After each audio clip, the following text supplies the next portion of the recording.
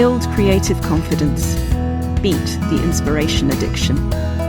Join the Writer's Gym.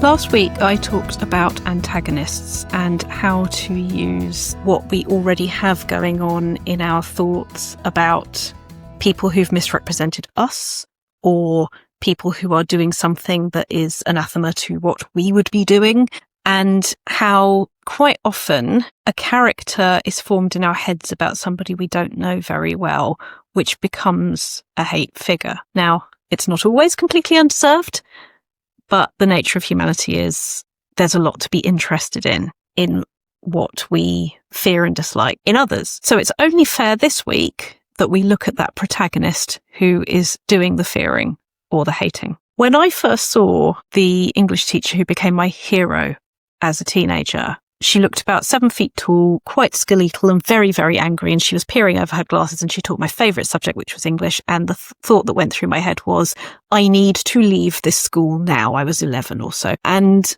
I was wrong, but I was passionately certain in what I was feeling. If I were to write what was going on in the mind and body of that 11-year-old me, I think I could get back there pretty easily, because everything was very big and scary, and genuinely scary for who I was then. At 16, when I deliberately came into school to help organise the library in my summer holiday, because yes, that is who I was at 16, she was the same human being she'd been. I was the same human being that I'd been. But both of us knew that the interactions we'd had made me realise I wanted to be a writer and I wanted to study English. And they are the same person. In between those two, there were times I was very frightened of her and thought that she hated me or I hated her. And there were times I thought she was the most amazing person in the world. And maybe all of it was true.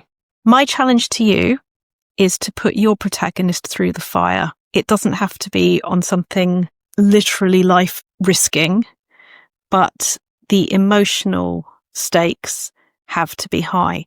The protagonist is always finding out about who they are as they clash with somebody else. And sometimes the person they clash with turns out to be the antagonist. I can promise you I thought she would be sometimes.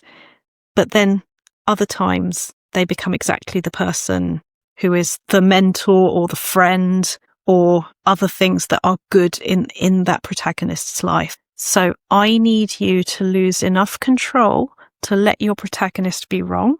I need you to lose enough control to let the things that you're genuinely interested in or genuinely scared of perpetuate the world of your protagonist, because that is when you start writing from who you are in a way that nobody else can. There is no writing prompt like what we want and what we fear. Maybe take 5 little scenes to make a spinal column of this story. What's it like when they first meet is number 1. What's it like at whatever the end is, if there is an end or an end in the chronology, 5, and see what stages you can bring it through in the meantime. And that's how character and plot build each other, because who we come into contact with, who we see as a crisis that turns out to be an opportunity, is just amazing for developing plot and character. You've visited the Writer's Gym with author and coach Dr Rachel Knightley. Production and sound design are by Ashley Lexine, and theme music is by Chris Gregory. To join a Writer's Gym workout online or in London as a guest or as a member, visit writersgym.com or email thewritersgym@rachelknightley.com.